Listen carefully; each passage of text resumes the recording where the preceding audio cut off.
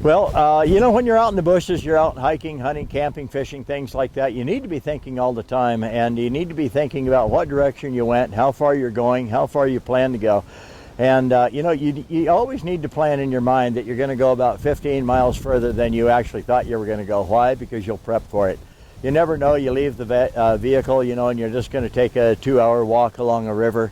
Well, you know, you might fall in the river or something. You might get washed a mile down the river before you get out of the river. You know, you're maybe disoriented. You might be hurt. You're cold. You know, you're soaking wet, things like that. You need things in your pockets that's actually with you that you can make a fire with, you know, a good stout pocket knife, some things like that. And, you know, if you do that in the summertime and it's light until, you know, 9 o'clock, 9:30, pushing 10 o'clock, you might be a little surprised how late it is in the day by how light it is. And so you need to be looking about shelters, you know, look for some dry area. I'm sitting on it's a wash up. It's a bunch of duff, sort of a flood situation. You know, and a guy could dig a hole in this, you know, if you didn't have some critters in there already. You might get a surprise, you push a badger out of there, you know. And but you need to be looking for shelter, somewhere for dry wood, things like that. You need a good pocket knife in your pocket. You know, if you got a backpack on, there's lots of stuff in there, but what happens if you get separated from it? You better have your fire starter with you, things like that. You know, look for something maybe that you could eat, you know, place to stay warm, place to make a fire.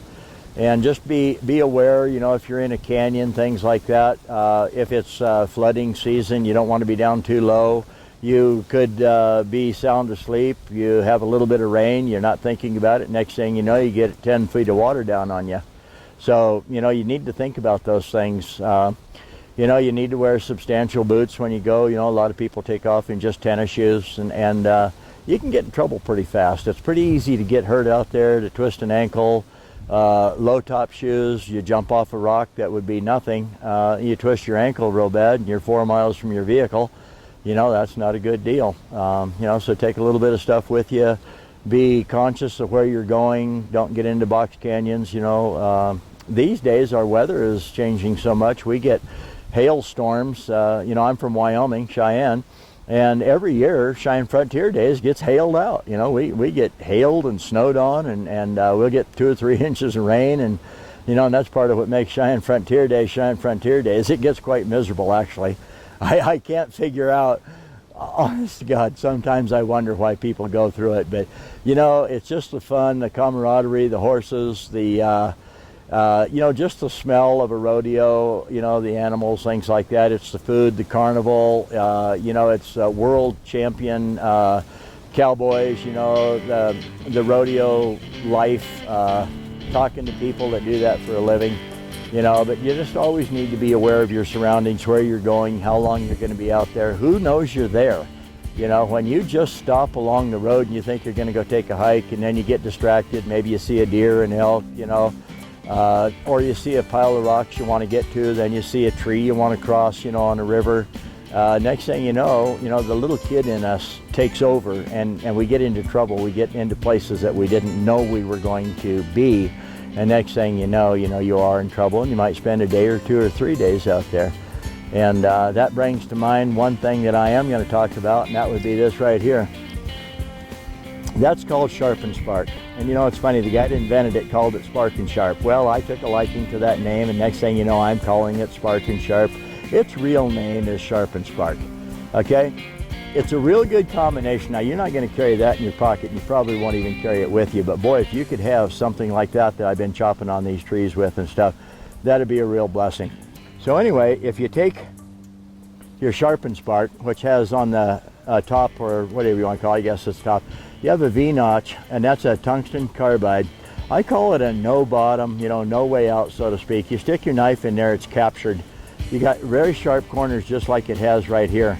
All right, so when you stick your knife in there and you draw it through there, which would look just about like this right here, you take your knife and you put it in there. You'd never hold it in your hand like this, but just to look at it, it'd look like this. And then you draw, and you can probably see it chattering, and that's stuck. So you got to be really careful about how you bring a knife through that V-notch. All right, the other side, which is actually what I call the open face. So if you have something flat, you grind it 90 degrees, you have 2 corners, one on the top and one on the bottom. And that's what I call the open face. You have the handle, okay, it's about 4.5, 5 inches long. And then in the handle, you have a part that unscrews. That's the black cap. You have your key ring, and that black cap is where the magnesium is stored. You have the end right there, screws in there like that, right in the handle. It goes everywhere you go. What a fantastic survival tool. I sharpened 43 different types of blades with that right there. Your fire starter here, you can carve magnesium off of it, then light the magnesium, or you can cheat just a little bit. Pick up a little tiny bottle of hand sanitizer. Why? It's 40% alcohol. That 40% alcohol lights like gasoline. So you take your kindling, get a little kindling up there, a little bit of dry stuff, take your hand sanitizer, squirt it down in there, give it about 5 seconds to soak in a little bit, and then all you need to do is just give it one good flick, like that. Another one. See the sparks? You get just one of those little tiny sparks in that hand sanitizer, you got a fire. So cheat just a little bit. Now here's something else you can do to cheat a little bit. Take a tuna fish can, okay? Take a can opener with you. When you get out in the boonies, you eat the tuna fish. Take some crackers, don't throw the can away. Why? That's gonna become my stove. What I do is I take that little tiny tuna fish can, and I take some kindling and I put it in there. I put a little hand sanitizer. I put one spark in it. Now I have a very small contained fire. And you know, you can cook food. You cook a rabbit over it, you know, a leg at a time or something. You can boil coffee, boil water. You can clean out your tuna fish can, drink water out of a stream. You can carry all kinds of things in it like that.